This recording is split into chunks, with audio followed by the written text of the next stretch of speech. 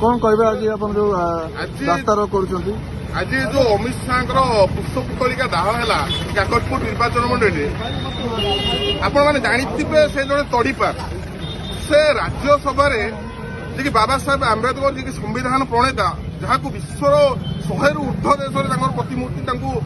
मानती लोक मैंने अपमानित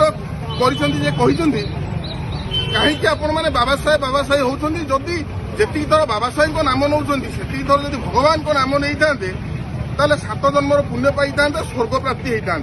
यहाँ कौ भली मंतव्य आपण भगवान बोली मानती किंतु आमे मानु एससी एसटी समाज बहुजन समाज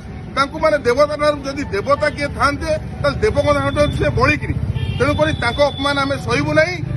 अमित शाह को आज जमी चढ़ाला आग को जदि एमती बीजेपी कौन नेता एमती मंतव्य दिखती बाबा साहेब विरोध में एमती पुष्पपुतलिका दाह हम देशर कोण अनुकोण थाना ना एफआईआर रेजिस्ट्री हम आम